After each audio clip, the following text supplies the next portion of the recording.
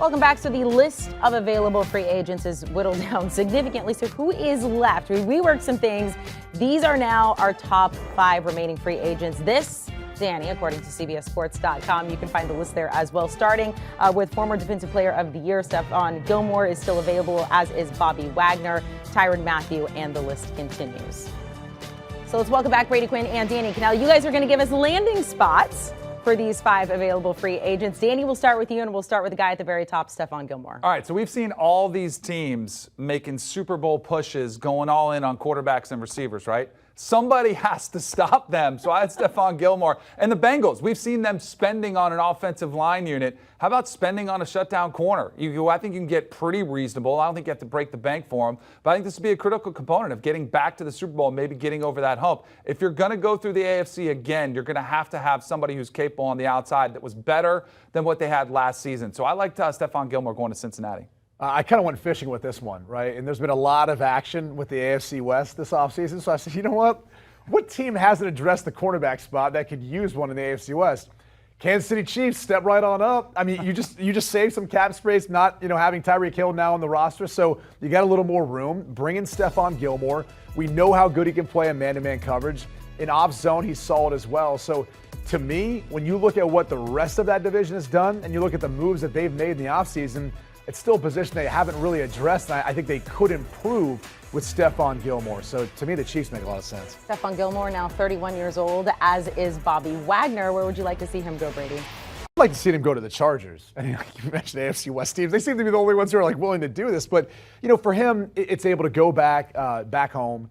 He can help out a defense that I think wants to try to stop the run. This is a hole for them too when you look at their roster. So bottom line is, I think it'd be a great fit.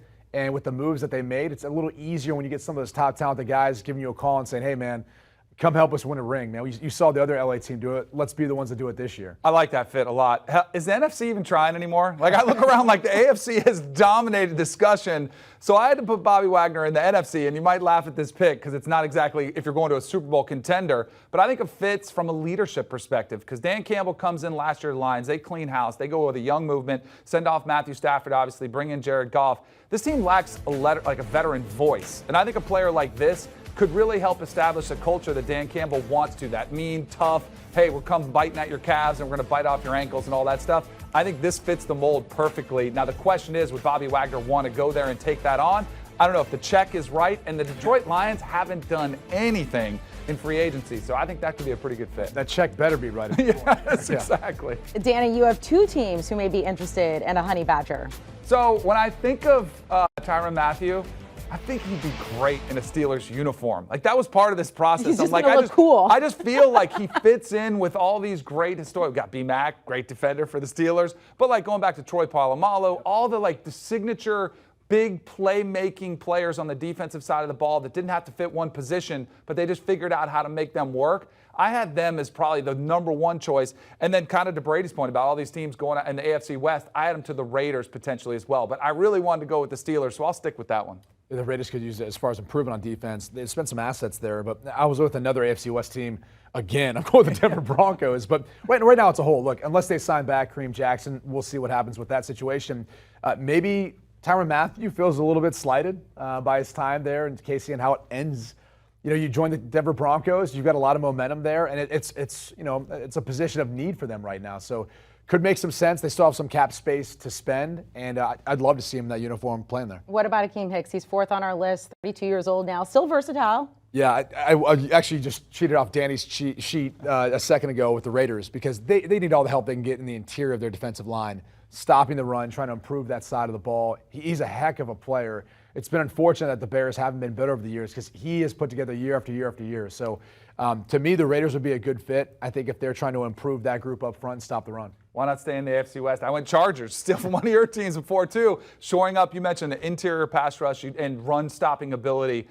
Probably one of the more underrated players in this position, who I think at his age you might be able to get at a pretty reasonable price, too. So I think Akiem Hicks would be an outstanding upgrade for them. All right, let's go to 5th on our list. Jadeveon Clowney didn't have a single sack in 2020. He responded with 9 last season. Danny, what do you think? So I think this is an interesting one because I had seen, conflicting reports about whether the Browns wanted him back or not. I think it's a good fit for him, and I wonder if Deshaun Watson coming to the Browns and making them a legitimate, Super Bowl contender is such a strong word, but it does feel like they are in the conversation now. And Jadeveon Clowney fitting in that offense, playing with some of the other talent on that team, like a Myles Garrett, gets good matchups and can make the most advantage of it. And I don't know. New York would be an interesting option for him, but I had it for the Browns for him. Going back, staying put, taking a deal where kind of if the money's right, he comes back, stays put. I think it's more important that he stays put in a system with a team where he's had a different team for the last, 4 years?